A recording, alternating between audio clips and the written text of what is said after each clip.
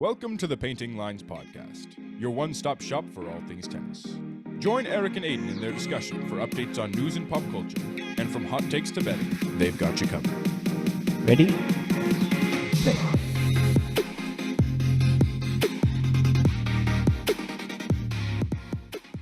Welcome back to Painting Lines. Last week we gave a recap of the Cincinnati Masters, and this week with the US Open signaling the final Grand Slam of the year, we wanted to kind of look forward into 2024 and really talk about one of the newest initiatives that the ATP Tour is bringing on for that year, which is the new baseline system. Also, before we get started, I just wanted to shout out one of our viewers for suggesting this episode topic. If you guys have any ideas for a topic in the future, feel free to reach out to us at our email, paintinglinespodcast@gmail.com, or our Instagram or YouTube. Yeah, we love it when you guys comment and give us ideas. So big shout out there. I also have another shout out. So we ran some statistics for our podcast and saw that we are the number 8 ranked tennis podcast in Ecuador. So shout out everyone in Ecuador listening. Let's try to get top 10 all over here in the US too. All right, let's get into the episode now. So just to kick things off, Erik, do you have any kind of initial thoughts about the concept of baseline pay for players overall? Yeah, I mean, I think it sounds great in theory. I don't know how well it's going to work yet, but I think it's an excellent idea because every other sports league has a union that ensures a minimum salary for their players. And I think this is a step in the right direction for tennis professionals to have their own protections. 100%. Yeah, I think it is definitely a critical thing that's going to be needed in the future just so that they have more security. There were a few big aspects of the plan: the pay, then the ranking range, and then the injury aspect, and then another kind of interesting thing we can get into later. But just kicking things off with the pay, the first thing I noticed is that it's not in addition to the salary. It just like ensures, as they kind of call it, a baseline. It kind of reminded me of like financial aid for a college. If you need it, it's there for you, but it's not necessarily a massive boost if you already are making enough. Do you know if it takes away from other players' prize money, or like where is this money coming from? My guess is that it comes from just the ATP Tour. I mean, I'm sure the ATP Tour makes a lot of money, but the press release wasn't super specific. I actually reached out to them with a couple questions. Yeah, I wonder how they're structured if tennis players are considered employees, or if they're like a 1099 independent contractor or what, because like I said before, every other professional athlete is essentially an employee, Yeah, I mean, that's actually an interesting point because I would assume up to this point, they are considered essentially a contractor. They're getting paid for performing in this tournament. Versus now, if they were receiving money, they would probably be like an employee of the ATP Tour. So it's essentially a salary. I know you said it's not. It's like a need-based salary, kind of, yeah. Yeah, I mean, that's great because, you've heard all those stories of players just barely scraping by, living out of their cars, eating, ramen noodles. And these are professional athletes. Exactly. And obviously that's not great for their performance if they're going to be a professional athlete and they're eating terrible and they're sleeping terrible. All these things are taking away from their performance. But that kind of builds into the second aspect of this, which I think is maybe the most important, which is the ranking range. I couldn't find, first off, what exactly it meant to be in their ranking range. Update from future Aidan. I did end up hearing back from the ATP Tour Communications Department, and they informed me that the system will be based on the previous year's ranking. Erik and I went into a little discussion about what we thought the system would be, but after receiving this clarification from them, it meant we can just kind of move along here. So let's jump right back into it. The way it works is if you're in the top 100, you're guaranteed $300K a year, top 175, $150K, top 250, $75K. Wow. Sweet, dude. We might have to go try to play some professional tennis. Yeah, No, I'm kidding. The thing about it is they said they only predicted like 30 to 45 players would actually need the financial support. And to me, that's because of where they're kind of presenting the ranking range. I was looking at the top 100 players, and most of the guys that were within the top 100, I was looking at like 90 through 100, were already at least like 220, 230K for the year. And they still have 3 more months of tournaments to make that last little bit. So if the baseline is $300K for those top 100 guys, they may be getting like $1,000 if they're at like $299. They're going to be close to $300K is the thing. I think it might be better if you were really trying to just like help the tennis world and help get more pros onto the scene if you almost like shifted the range there, the top 100 get a guaranteed 250K or something like that. But then you go down and say 250 to 350 get a baseline of 50K. Yeah, spread the range out more so more people are benefiting from it. Exactly, because I think Yeah. that's the range where you're seeing the guys living in their cars, eating ramen. When you're between 250 to 500 in the world, those guys are elite level players, but they don't have the level of sponsors. They don't have all this stuff that's helping them stay at the highest level. And so that's where I think they really need that baseline 50K or so to just survive. When do they stop the ranking? Is it like 1,000 or? There is technically no end to the ATP ranking system because it's just based on if you have a point. The bottom ranked player in the world right now, I'm certain, just has 1 point. But if someone else got a point, then all of a sudden they would be ranked. They would just be added to the list. Okay. Yeah, and then they're going to be on that list until that 1 point would hypothetically age out. Yeah. I wonder how much of these bottom ranked players that are going to benefit from this. Like when we say they're going to benefit, I wonder how much is going to be allocated to their coach and other expenses to the point where they won't even see the money. For those bottom guys that really are needing it, they're probably not going to really see any money. They're just going to be able to actually survive probably without any debt, or it's going to reduce their debt. Right now, they're probably paying their coach. They're paying for their flights. They're paying for their housing. They're paying for all this stuff, their food. And it's an expensive lifestyle. I mean, you have to eat enough to sustain your body. You're working out all day, every day. You're paying this coach. So you have to be able to be compensated for that. And if you're not getting the results that you really are hoping for, and you're not moving up the rankings as fast, I'm sure there are guys that burn out and maybe could have been better pros, but couldn't sustain just the lifestyle and the payments that were required for it. Yeah, I just want to be clear. I'm for this idea, but I am going to play devil's advocate here and kind of bring up that age-old question, which is these players aren't generating any revenue for the ATP, right? Like, so why should they be compensated? It's kind of like the whole gender disparity in sports, you know? Women's sports unfortunately don't bring in the amount of money or fanfare that male sports do, right? Look at the WNBA versus the NBA. But I think new this year, the Women's World Cup team, the Women's US team, made the same amount of money as the men for the first time ever, despite not making nearly as much money. Generating as much money.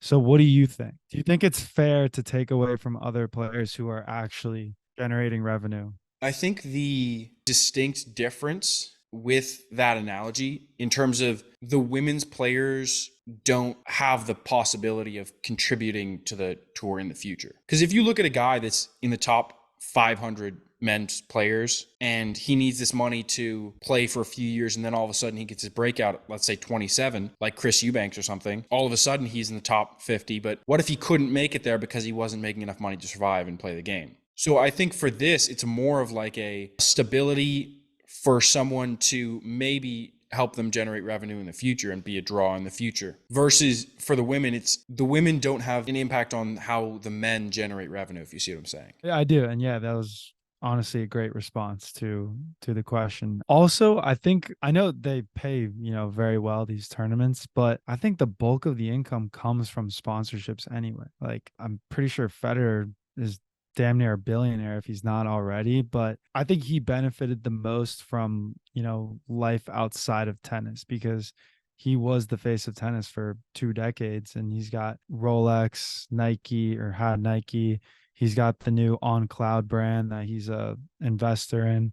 So I feel like if you can make it there, obviously not everyone's going to make it to Federer's status, but if you can make it in the top 50, I think you have a great chance of living a very, lucrative lifestyle with sponsorships, not just tournament pay. Yeah, and that's where like marketability is critical. I mean, I actually saw an ad today for Prudential or something like that, and it was an ad with Ethan Quinn in it. Wow, good for him. So it's like if you have that marketability as a player, then you can get the ads and the sponsorships that are going to pay you, and you don't even necessarily have to have done a ton at the professional level. Yeah, well, totally unrelated. I'm in New York City and I'm walking around. Obviously, it's the US Open right now, and all these shops are putting on their, tennis line display. and Lululemon's, I guess, influencer or brand ambassador is Jack Sock. So Jack Sock's all over the Lululemon store, but he just retired from tennis. Yeah, he's moving to pickleball apparently. I know, jeez. So Following the Sam Querrey route. so is it gonna? Yeah, jeez. Someone said this the other day, and I think it resonates that pickleball is a game. It's not a sport. Yeah, I mean, I don't want to harp too much on pickleball. I but know. Go back to it's- the episode where we talked about pickleball. Yeah, exactly. But yeah, going back to the plan, the next thing that I think is critical is their injury protection aspect. So it's a similar tiered aspect. You get 200K, 100K, or 50K in those same distribution areas, top 100, top 175, top 250. For if you were injured and you play less than 9 ATP Tour or Challenger level tourneys for the year, then you're going to get this pay to help you deal with this while you're injured. And I think that's critical because there are guys that I think deal with injuries and show up to tournaments just because they need to make the money. Mhm. You show up to a tournament and you maybe know that you're not going to play at your highest level. And if you're not going to play at your highest level, you're probably not going to win. But you have to play because you have to make the money. Mhm. So guys like FAA, I mean, hasn't performed that great this year, keeps showing up losing in the first round, but he's still making money from just playing in these tournaments. So if you have this injury protection plan, maybe he can actually take the time off to recover, knowing that I have this baseline that I can survive on while I'm recovering. Mhm. That could get tricky though, huh? 100%. Yeah. I mean, that was like my first thought when I looked at it is like, could it become exploited? Could players be like, I've only played in 6 tournaments this year so far, and I don't know, maybe I want to do this, and they'll play exactly 9 and then shut it down for the year. So Yeah. it could get a little bit iffy on that, but the hope is that if you can trust your players to be honest. At the end of the day, these are professional athletes. They, this is their job. This is what they do. Hopefully they like it and don't want to exploit the system and fake injuries so they don't have to play. I think a lot of these players have the integrity to not do that. Yeah. I mean, it kind of builds into the next thing. Like this last thing is this newcomer investment. You get a 200K investment in a player if they break into the top 125 for the first time. I think this could be exploited in terms of like some guy knows he's going to break into the top 125 and he says to the other guy, hey man, like if I break into the top 125, they pay me 200K. Like, but just be match fixing at that point. So I guess you have to assume they're not going to do that. Yeah, you do. Because I think the penalty for something like that, if you're caught, is banned for life. Oh, right? 100%. 100%. As it should. That just takes away from the good nature of the sport. I think that is an aspect of it. Like if you think of it that way, like these guys probably are not going to take any sort of risk that could be construed as cheating. The ATP Tour is going to be, I'm assuming, strict on how they pay out these funds. For sure. You can't be like, oh yeah, I'm a little sore today. I'm going to count that. I'm injured. Exactly. No, I'm sure they'll have a doctor and, some kind of evaluation. It should be pretty objective too. It shouldn't be. But then again, you don't know someone's body like they do. Yeah, I mean, like, there's also things where you can't necessarily even see it in a scan or in an examination. Like, if someone has a muscle injury, sometimes that's not super obvious to an outside person, but the player knows, oh, I can't bend my leg effectively. I can't push off as hard as I'm used to. Like, they know something's up. So it's exactly like they're going to be examining it, but there's also going to be a level of trusting the players, I'm sure. Another interesting thing I just thought of is whether or not the injury was caused by tennis related injury. Like what if someone was out partying and they fell down and tripped and broke their leg? They shouldn't get compensated for that. That's definitely a thing in like other sports like the NFL, the NBA. I know that a lot of the times the players have in their contracts, you can't get injured if you're doing like a non aspect of that sport. So yeah, I think that would be an interesting part of it, but it's also weird because for tennis players, it's like you just play in a tournament and then you go off and do your own thing and then you come back and you play this tournament. And so I think it's really gonna be tough to prove that it didn't happen in practice. Because like if you look at like an NFL practice or an NBA practice, like most of those things are like film. You're going to know, okay, this guy got injured in practice. People aren't watching every single tennis practice a guy has. If he shows up to a tournament and says, hey, my hip's injured, and says it happened in practice, no one's going to be able to prove that it didn't happen in practice. Yeah, no. All right. Overall, though, I mean, sounds like a great idea. So they're doing a trial period right now. It's going to be 2024 to 2026 is going to be a proof of concept, essentially. Make sure it works, show how the positives are, show the negatives. But so yeah, overall, now that we've kind of delved deeper into it, I just want to go back and just go over the overall positives and negatives, in my opinion. Positives, I think the injury aspect is good, as long as it's not exploited, obviously. I think it would be great to have that aspect so that players can recover and not be afraid, if I don't play in these tournaments, I'm not going to be able to survive. The positive, I think that the 175 to 250 range is going to benefit massively in terms of just confidence and security in their job. Like, there is always the aspect of, oh, it's good to be that hungry wolf. Like, I have to win this match because I won't be able to like eat later if I don't.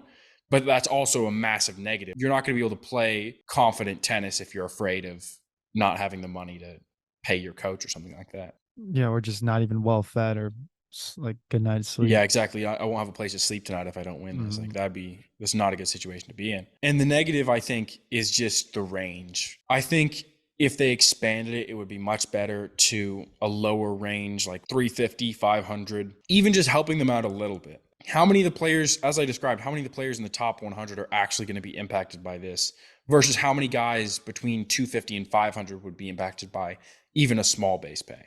Yeah, maybe they just don't have the money for it right now. You know, like you said, this is a trial run, so they're going to try it, see if it works or not, and then hopefully they'll expand it come 2026. Yeah, exactly. That'd be great. But overall, yeah, I think it's a great plan to have this just for the stability of the players. Yeah, no, me too. I agree. But yeah, before we hop into segments, I just wanted to bring up one kind of unrelated comment, because obviously the US Open just started and Djokovic won his first round match and he took back the number one ranking. So Djokovic will be the number one no matter what happens in the rest of the tournament. But to me, this kind of brings up the idea of like, did Alcaraz deserve to be the number one? Or is it kind of like the team US Open where there's a COVID shadow over it until maybe Djokovic retires or he passes him later? Because last year, Djokovic got 0 points for Wimbledon. And then he had to sit out Canada, Cincinnati, and the US Open.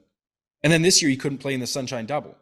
So if he'd even gotten like okay results in Canada, Cincinnati, and the US Open last year, and if he'd gotten points for Wimbledon, there's no way that Alcaraz would have actually passed him and gotten to number one at that point. And he probably would have held on to it and not lost it going through this year. Yeah, that is a loaded question. You're digging deep here. I mean, I could see both sides. You know, to say Alcaraz didn't deserve the number one ranking I don't think that does him justice. I think, you know, as long as you go out and do what he did with the circumstances that he was in, he deserves being number one. But let me take a step back. So he deserves to be number one because of the circumstance, but I think if Djokovic was there, he would have been number one, like you said. But that doesn't take away from Alcaraz deserving it or not. I think he still battled. He still played his heart out. He just didn't get the chance to play against Djokovic. Yeah, maybe deserved isn't the right word, because he did deserve. And I think what it boils down to is just kind of the whole life isn't fair aspect. It wasn't fair that Djokovic really got no points for Wimbledon. And it probably wasn't fair, especially considering he's allowed in this year, that he didn't get to play in those tournaments last year. Yeah. I mean, another thing I just kind of thought of off the top of my head is, okay, so the big three, right? Djokovic is now kind of the undisputed GOAT just because of statistics, but he came onto the scene later than Federer and Nadal. He didn't have to put up with like up and coming Nadal and prime Federer. So did he deserve to be the best out of the GOAT out of the big three? Or is that just he's a victim of circumstance, kind of like how Alcaraz is right now? I think it's a little different in that aspect, because it's not like they were forced to sit out. I don't know, man. It's hard to say. I'm very curious to hear what the listeners think too. 100%. Yeah, Because this, you know, this is why we do this, for, you know, healthy discourse. exactly. People are going to bring good points to the table. No need to make a decision right now. Exactly. But I mean, I think Alcaraz will get the number one ranking eventually, and then the discussion will disappear. Yeah, yeah, exactly. I mean, the grand scheme of things. Already, you ready to hop into segments? Yeah, let's do it. So, what I saw, what's new in tennis this week is Eubanks is starting to enjoy his newfound stardom. After his phenomenal year, his Wimbledon run, he's starting to get recognized out in the streets. He's getting, on Good Morning America. He's getting free tickets to Hamilton. So, he says he's enjoying it. I'm glad to see him finally coming into, his own. And this is the first US Open where he'll actually be seated. And I think that means a lot being an American player. So good for Eubanks. Enjoy that celebrity status while you got it. Love to see it. Yeah, very cool for him. And especially when you're at 27, even more than a guy where they come onto the scene at 20 and they're like, oh, I never expected this. But it's like when you've been a pro for a while, you maybe really never expect it. And then all of a sudden you come into your own, exactly like you said, and you start winning matches, you start performing better. And all of a sudden you are the star. And you're like, 2 years ago, if you told me this, like, I would have never expected it. Yeah, it's just that late bloomer who hit puberty a little later. Exactly. All right, what did you see this week? Mine is a kind of a funny thing that I saw for all my F1 fans out there. Lance Stroll was talking about making a shift to tennis. He's like 24 years old. He's a professional Formula One driver. And I saw this rumor come out that, oh, he's considering leaving F1 and going to tennis. And to me, it's just absolutely insane. Just such a ridiculous thing to say. I mean, already he's an incredible athlete to be performing in Formula One, but like it's completely different. You can't just make that shift unless you're Michael Jordan and you're going from basketball to baseball, but it's just a different level. Like it's just kind of a crazy thing that I saw. And I was like, this is pretty insane. That is wild. I mean, the confidence on this guy. Wow. He's got Exactly. a ton of hubris. But we don't know if he had a background in tennis. Like for all we know, it could be his second favorite sport that he, puts a lot of time into. Yeah, And but I like mean, have pretty good fundamentals at if you're a least. professional athlete in one thing, you have to be spending most of your time on that. And to be even at like an okay level Mm-hmm. of tennis, you would have to be dedicating all the time you're spending on that to tennis. Yeah, that might be a little insulting to players who work their whole lives to, be ranked Exactly. No, there are guys I'm sure 250. that are ranked like 900 in the world that are like, Yeah. this is insane. This guy doesn't even know what he's saying. Mm-hmm. And not to take anything away from, baseball with Michael Jordan or even Tim Tebow. I don't know what background Tim Tebow had in baseball, but he played professional football. It unfortunately didn't work out. Also, you got to check out that doc on Netflix about the University of Florida in the Swamp 2000s. Kings? Yes, it is awesome. Yeah, I watched the Johnny football one. It was pretty good. Yeah, yeah, what a crazy, crazy guy. But he also went to baseball, but I feel like tennis is a lot more nuanced than baseball, right? Yeah, I mean, everyone says like, oh, the hardest thing in sports is to hit a baseball coming at you 90 miles an hour. But that's one aspect. Like that's your entire job is essentially to just be able to hit that baseball. So it may be the Yeah. hardest thing, but you can dedicate all your time to it. Yeah, no one ever brings up in that conversation the hardest thing in a sport is, say, returning a serve from John Isner. Like tennis just kind of gets slept on there. 100%. But it's like you have to be able to return well. You have to be able to serve well. You have to be able to hit forehands and control it to go up the line, go cross court. You have to be able to slice well. You have to be able to move well. You have to be able to anticipate. There's so many things in tennis that you have to be able to focus on. So even if like one of those things isn't necessarily the hardest thing to do, being able to do all of them makes it like one of the toughest sports out there. Oh, and how about the mental side of it too? Exactly. Being able to handle the pressure when you're down 2 sets to love, when you're up 2 sets to love, all these things is just so much pressure on you mentally, and you have to be able to be so composed. It's something you really have to spend all of your life really doing to be able to play at the level that these professionals do. Yeah, how about when fans pretend to be bees and buzz in your ear while you're trying to serve? Yeah, exactly. And then you're like, okay, it's time to get that person thrown out. Yeah, definitely. All right. We have a big betting week. The next 2 weeks are going to be big betting weeks. Who are you going to take this week? I'm taking a guy that I was harsh on in some of our early episodes, but I'm taking over another guy that I have not been the friendliest to in terms of my predictions. I'm taking Team plus 105 over Shelton. I'm going Team because he had a big win in the first round. I think he's finally regaining that confidence that he was missing. And I think Shelton's going to feel a bit of the pressure. Like He's in the second round of the U.S. Open, not just a Grand Slam, but the U.S. Open, which is a home Grand Slam, and it's, I think, a bigger Grand Slam just in general than the Australian Open. And not to go based on the past only, but Shelton hasn't won 2 matches in a row at the tour level in a while. So I'd be a little shocked if Shelton got the win, but I mean, in the end, he's a great player and Thiem's a great player too. So I think it'll be a good match to watch. Yeah, there's some nice value there too. Exactly. Thiem being the underdog. I saw this too, and I couldn't pick one. I love both players. It's one of those where I just want to see good tennis. So my bet of the week is actually a parlay. So yeah, I know, pretty interesting, spicing it up over here. So I have Ger over Gaston at -220, and then Eubanks over Bonzi at -230. But with the parlay, the odds come out to +109. So I like that. I'm taking 2 heavy favorites and getting positive odds. Yeah. All right, let's get into some match of the week. Okay, my match of the week was an incredible one. Dimitrov beats Molkan 6-7, 6-7, 6-1, 7-5, 7-6. I mean, you can just tell based on the scoreline that this was an incredibly tight match.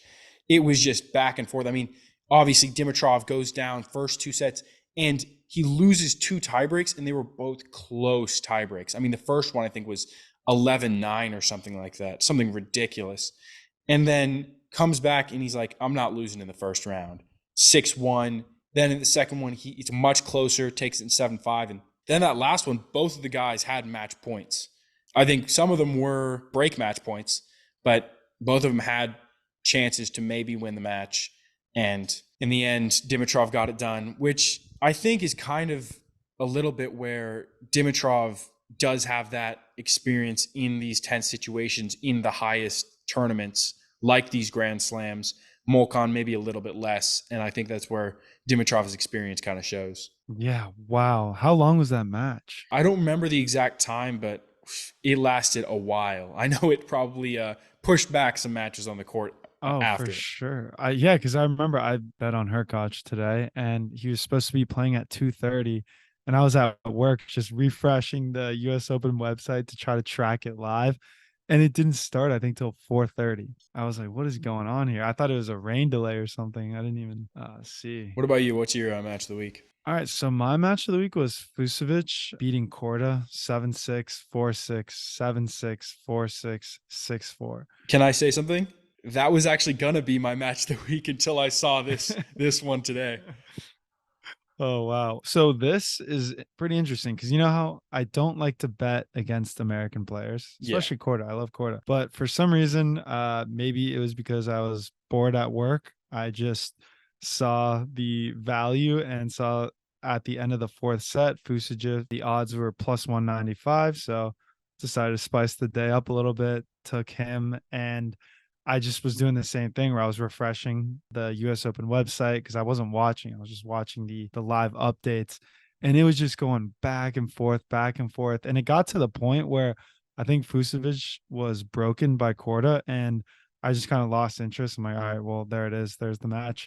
And I actually didn't notice, or I didn't know that he won until this morning when I went on my phone to place a bet and saw like, oh, congratulations. You won. That's your crazy. And I saw Fucsovics won. And I'm like, whoa, let's go. Talk about a good start to the morning. Yeah, that's real nice. Big win. I know, big win. All right, and that's the show. If you're not already subscribed, go ahead and hit that subscribe button. You can find us on Instagram, TikTok, YouTube at Painting Lines Podcast. Feel free to shoot us a DM or email us any questions or thoughts at paintinglinespodcast@gmail.com.